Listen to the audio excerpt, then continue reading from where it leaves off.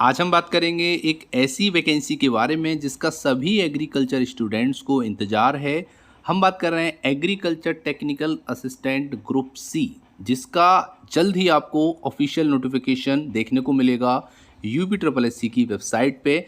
जानेंगे डिटेल में जो 2023 में वैकेंसी आने वाली है उसमें क्या सिलेबस रह सकता है, क्योंकि काफ़ी स्टूडेंट के क्वेश्चन आए हैं कि सर टीए का सिलेबस क्या रहेगा। तो हम एजम्पशन करने वाले हैं कि किस तरीके का सिलेबस यहाँ पर रह सकता है, क्योंकि कुछ एग्ज़ाम ऐसे हुए हैं जहाँ पर उन्होंने बिल्कुल पैटर्न चेंज कर दिया है और जब से पैड से वैकेंसी होने लगी हैं तब से जो सिनेरियो है, पैटर्न है, वो बिल्कुल चेंज हो गया है यूपी ट्रिपल एस सी के एग्ज़ाम्स में। जानेंगे डिटेल में और कंपेयर करेंगे 2018 में जो वैकेंसी आई थी उससे।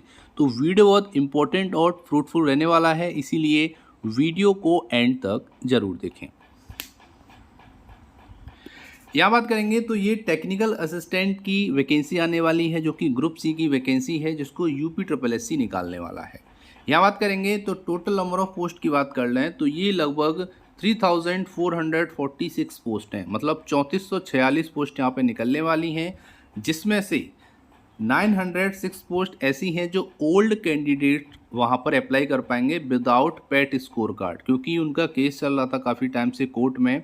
अभी वहाँ से उनको राहत मिल गई है कि वो इस भर्ती में पात्र हैं, उनको जो आयु सीमा है उसमें छूट दे दी गई है। और बाकी बची जो फ्रेश वैकेंसी हैं वो है आपकी 2540। कहने का मतलब है फ्रेश सारी हैं, लेकिन इसमें 906 बच्चे ऐसे होंगे जो विदाउट पेट स्कोर कार्ड के अप्लाई कर सकते हैं। तो टोटल जो वैकेंसी रहेंगी वो रहेंगी 3446, जो कि काफ़ी ज़्यादा वैकेंसी हैं। अभी हम ये भी कंपेयर करेंगे कि 2018 में कितनी वैकेंसी आई थी। तो यहाँ पर ये न्यूज़पेपर की कटिंग है जो कि लिखा हुआ है प्राविधिक सहायक के 3436 पद। तो यहाँ पे 3436 दिया है और यहाँ पर 3446 दिया है। तो कहने का मतलब है कि 3446 पद यहाँ पे आने वाले हैं, जिसमें से 906 पद पुराने जो आवेदक हैं उनको यहाँ पर आयु में छूट देते हुए, ठीक है, उनको यहाँ पर मौका मिल जाएगा और उनको यहाँ पर कोई पेट स्कोर कार्ड नहीं लगाना पड़ेगा। बाकी जो भी बच्चे होंगे 906 को छोड़ के उनको यहाँ पर पेट स्कोर कार्ड की जो कट ऑफ होगी वो क्वालिफाई करेंगे, तभी वहाँ पर वो फॉर्म को फिल कर सकते हैं। और आपको यहाँ पर ये चीज़ बता दें जो कि काफ़ी इम्पोर्टेंट है कि यहाँ पर 2540 जो पद हैं, ठीक है, ये 906 पदों के लिए उन्होंने जो बच्चे हैं उनको यहाँ पे अप्लाई करने का मौका दिया है, प्लस 2540 और वैकेंसी निकलेंगी। तो टोटल यहाँ पे कितनी वैकेंसी है? 3446 वैकेंसी यहाँ पे निकली हुई है। ये भी आपको याद रखना है, काफ़ी इम्पोर्टेंट हो जाता है, क्योंकि जो पिछली बार वैकेंसी आई थी उसके बारे में डिस्कस करेंगे तो वो केवल और केवल कितनी थी? 2059 वैकेंसी आई थी, लेकिन इस बार 3446 वैकेंसी आ रही है। तो आप समझ सकते हैं कितनी ज़्यादा वैकेंसी यहाँ पे बढ़ाई गई है। और यहाँ पर बात करेंगे तो जो वैकेंसी है, ठीक है, उसकी जो एज है वो 21 से 40 वर्ष की यहाँ पे रखी गई थी 2018 में, जिसमें यूआर के लिए 1031 वैकेंसी थी, अनुसूचित जाति के लिए 432 वैकेंसी, अनुसूचित जनजाति के लिए 41 वैकेंसी थी, ओबीसी अन्य पिछड़ा वर्ग के लिए 555 वैकेंसी थी। इस तरीके से कुल यहाँ पे 2059 वैकेंसी निकली थी, जो कि स्थायी वैकेंसी थी। ये 2018 का नोटिफिकेशन है, ठीक है।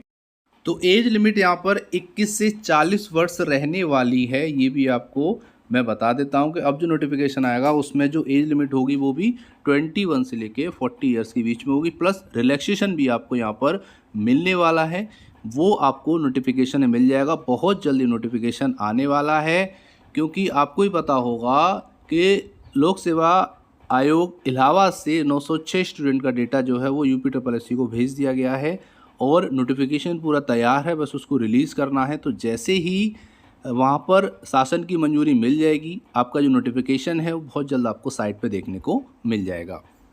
आगे बात करेंगे तो यूपी ट्रिपल एस सी का जो एग्ज़ाम हुआ था 2018 में एग्रीकल्चर टेक्निकल असिस्टेंट का, उसमें एसेंशियल क्वालिफिकेशन क्या मांगी गई थी? तो वो थी किसी मान्यता प्राप्त संस्था या भारत में विधि द्वारा स्थापित किसी विश्वविद्यालय से कृषि में स्नातक उपाधि की डिग्री मांगी गई थी जब ये ऑफिशियल नोटिफिकेशन आया था। लेकिन उसके बाद एक शुद्धि पत्र भी आया जिसमें उन्होंने एलाइड स्टूडेंट्स को भी लिया। उन्होंने एलाइड सेक्टर में, एलाइड साइंस में जिन्होंने ग्रेजुएशन किया है उन स्टूडेंट्स को भी यहाँ पे लिया था, जिसमें से बीएससी एजी ऑनर्स हो गए, बीटेक एग्रीकल्चर हो गया, आपका बीएससी हॉर्टिकल्चर, बीएससी फॉरेस्ट्री और बीएससी होम साइंस के स्टूडेंट्स भी जुड़ गए थे। तो इस तरीके से अब जो नोटिफिकेशन आएगा उसमें पूरी उम्मीद है कि एग्रीकल्चर ग्रेजुएशन मतलब बीएससी ईजी के साथ साथ एलाइड एग्रीकल्चर साइंस की स्टूडेंट्स भी इस फॉर्म को फिल कर पाएंगे, ये यहाँ पे उम्मीद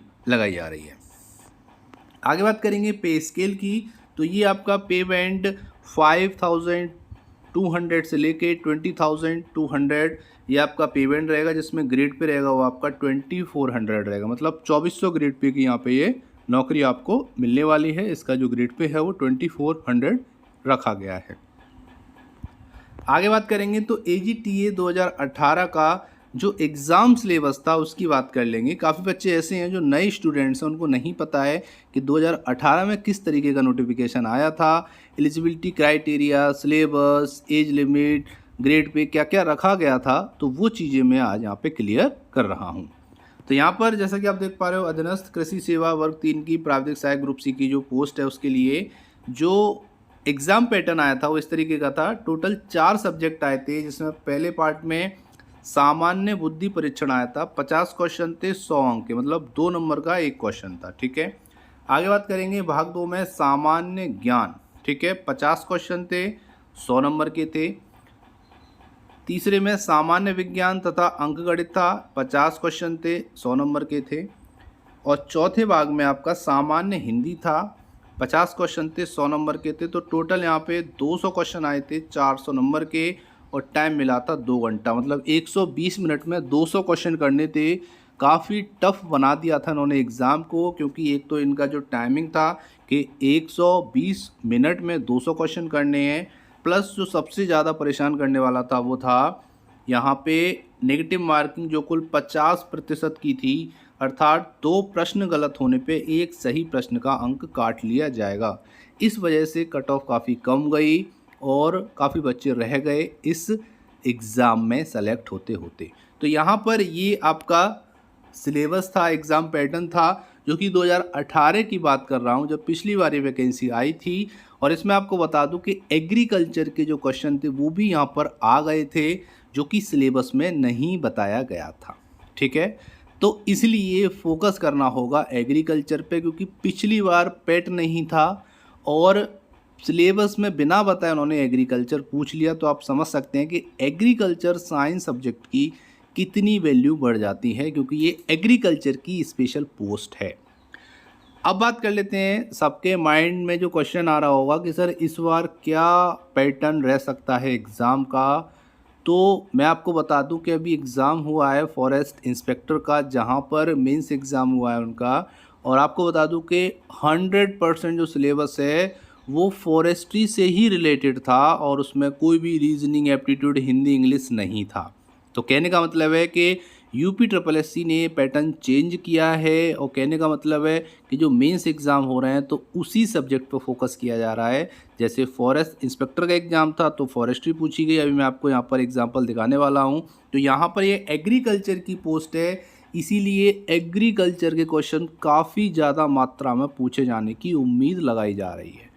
अगर हम अपना एजम्पशन दें तो आपको 50% से लेके 100% का वेटेज आपको देखने को मिलेगा एग्रीकल्चर टेक्निकल असिस्टेंट के मेंस एग्ज़ाम में। कहने का मतलब है 50% से लेके 100% तक जो क्वेश्चन का वेटेज है वो एग्रीकल्चर साइंस से हो सकते हैं। इसीलिए आपको एग्रीकल्चर अच्छे से पढ़ना चाहिए, और मैं तो कहूँगा आज से ही एग्रीकल्चर का जो आप टाइम दे रहे हो पढ़ाई के लिए उसको आप डबल कर दीजिए। यहाँ पर आप देख सकते हैं, क्योंकि आपको पता है कि पेट में बाकी सब्जेक्ट आपके पूछे जा चुके हैं, जैसे आपके रीजनिंग हो गई, एप्टीट्यूड होगा, हिंदी इंग्लिश हो गई, इकोनॉमी हो गई, ज्योग्राफी हो गई। तो इस तरीके के क्वेश्चन पेट में पूछ लिए गए हैं। तो अब ये फोकस होगा कि एग्रीकल्चर पोस्ट के लिए एग्रीकल्चर की नॉलेज का टेस्ट लिया जाए। तो हो सकता है कि 50% से लेके 100% वेटेज हो आने वाले एग्रीकल्चर टेक्निकल असिस्टेंट के एग्ज़ाम में। अभी मैं आपको एग्जाम्पल दे के बताता हूँ। ये आपका है फॉरेस्ट इंस्पेक्टर वन दरोगा की मुख्य परीक्षा है। इसमें आप देख सकते हैं कि जो विषयगत ज्ञान है वो 100 प्रश्न होंगे, 100 अंक के होंगे, 120 मिनट में करने होंगे। और आप यहाँ से लेके ये देख सकते हैं पूरा आपका फॉरेस्ट्री का ही सिलेबस है। और ये आपका 30/4/2023 मतलब 30 अप्रैल 2023 को इसका एग्ज़ाम भी हो चुका है।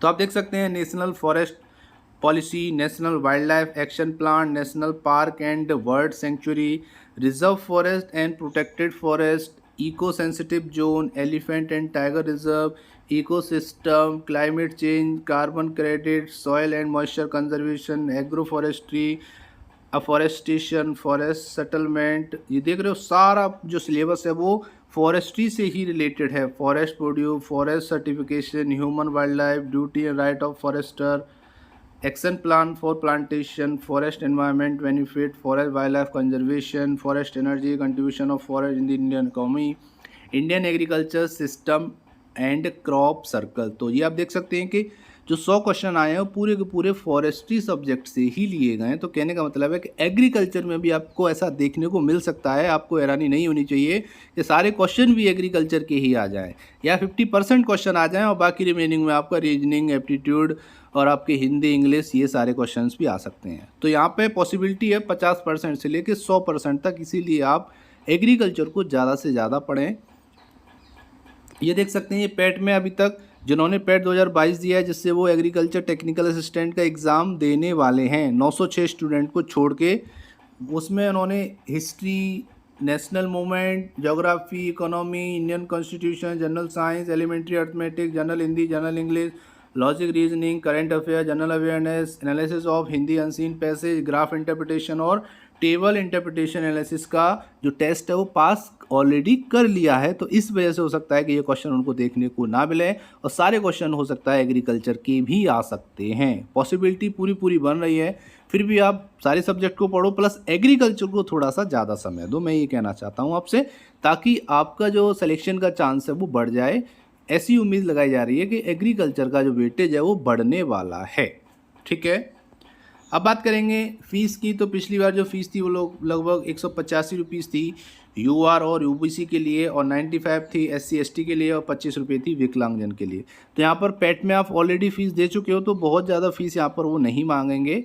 ठीक है, तो वो आपका एग्ज़ाम का फॉर्म फिल हो जाएगा। नोटिफिकेशन बहुत जल्द आपको मिलने वाला है, सारी तैयारियाँ पूरी हो गई हैं। हाँ, एक नोट मैं आपको देना चाहूँगा कि जैसे ही नोटिफिकेशन आ जाएगा उसके 2 से 3 महीने के अंदर यूपीएससी एग्ज़ाम करा लेगा, इसकी उम्मीद इस बार लग रही है। तो इसीलिए मैं आपसे रिक्वेस्ट करता हूँ कि पढ़ाई कंटिन्यू रखिए। नोटिफिकेशन के 2 से 3 महीने के अंदर एग्ज़ाम होने के चांस बन रहे हैं, तो इसीलिए ज़्यादा से ज़्यादा पढ़ाई करिए, अपने समय को यूटिलाइज करिए और एग्रीकल्चर पे ज़्यादा फोकस करिए। बाकी सब्जेक्ट को भी टाइम देते रहिए ताकि आपका एग्ज़ाम अच्छा हो। अगर आपकी फिर भी कोई क्वेरी है तो आप हमको कमेंट कर सकते हैं, और अगर वीडियो पसंद आई हो तो इसको लाइक करो और ज़्यादा से ज़्यादा अपने स्टूडेंट को शेयर करो ताकि सिलेबस के बारे में थोड़ा सा उनको आइडिया रहे और वो इस तरफ भी सोच सकें कि एग्रीकल्चर के क्वेश्चन हो सकता है ज़्यादा आएँ।